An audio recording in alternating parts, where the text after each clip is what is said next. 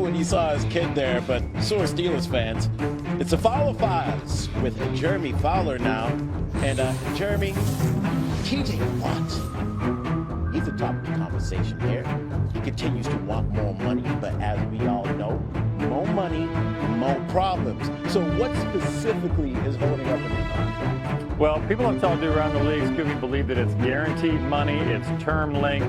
A lot of the details that get sticky this time of year, especially as you're leading up to training camp. And I've talked to somebody with the team who said, look, these are complicated deals to do, but we are working on it. We want TJ Watt here. So there's not a lot of traction right now as far as the potential trade, although there would certainly be a lot of interest if the Steelers would tap into that. But this is a situation where he's probably going to be the highest paid edge rusher in the league when this is all said and done. And it depends on when the Steelers can do it. Typically, they like to do their deals either around training camp or leading into week 1. So this is far from over. In that division is another pass rusher. Hoping to get paid. Bengals all-pro rusher Trey Hendrickson, and during voluntary workouts, he said it's starting to get personal with the way that they were talking over his contract. I mean, America, it was getting messy, but there is some good news here. What is it? So it's been a little sticky for sure, like you said, but they have resumed talks in recent weeks. They've been in communication. That is the good sign. It has not led to a deal as of yet, but Cincinnati's plan all along has been to sign and extend their 3 top stars, Jamar Chase, T. Higgins, and Trey Hendrickson. They got the 2 done. They know they need this guy. 17.5 sacks. He was carrying that defense at times last year. It's just, this is a process with a team that doesn't give a lot of guaranteed money beyond year 1 typically, or how they structure their signing bonuses.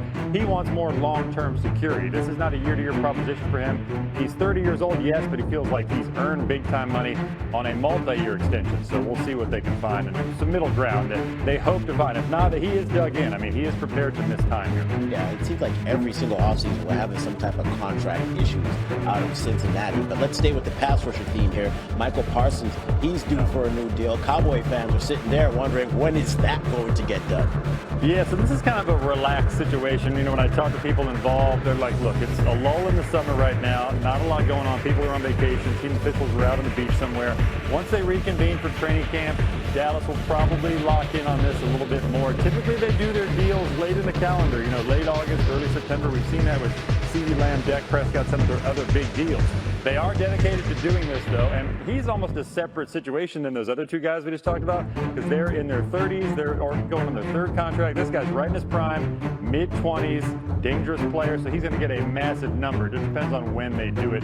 Shouldn't be a problem. The Cowboys got a lot to spend here. They also got Tyler Smith, one of the top guards in the NFL, who's eligible for an extension as well. Yeah, good for Cowboys. They always got big money. Everything's bigger in Texas. And we know in a pass-happy league with talented quarterbacks, you need these guys. Parsons, Watt, and Hendrickson combined for 41 sacks last season. If your team won't sign them, someone else will. Jeremy, thank you. Thanks, Scooby. NFL training camps open in about 2.5 weeks. Rookies will report before then, and it all can't come soon enough. Panthers QB Bryce Young will turn 24 years old right around the time Carolina opens camp. Is this the year the former #1 pick takes a big step? 7 touchdowns, no interceptions in the last 3 games of 2024 for Young. Emory Hunt now joins us, ready to pop off some NFL predictions. Emory, year 2 with Dave Canales. The Panthers drafted Ted McMillan in the 1st round. Is Bryce Young ready to boom, or will that bust tag stay attached to him?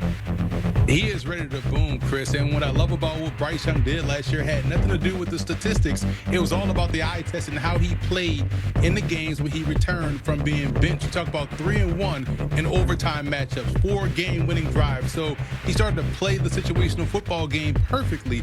And when you combine what you just talked about, Ted McMillan coming in, they also bring in Jimmy Horn Jr. as another rookie. Jalen Coker returns as a guy that stood out last year as an undrafted free agent, along with Xavier Legette. You look at how they played in those games, some of those losses, they pushed Kansas City to the brink. We all saw the drop Legette had against Philadelphia. So this team wasn't that far off. And I feel like when you have an improved offensive line and having all of these weapons out there on the offense side of football, the offense isn't the question, it's about the defense. So for that matter, I do like Bryce Young to boom and head this team into the NFC West. I want to say NFC South a title game, so to speak, against Atlanta and or Tampa Bay. It's a good football team.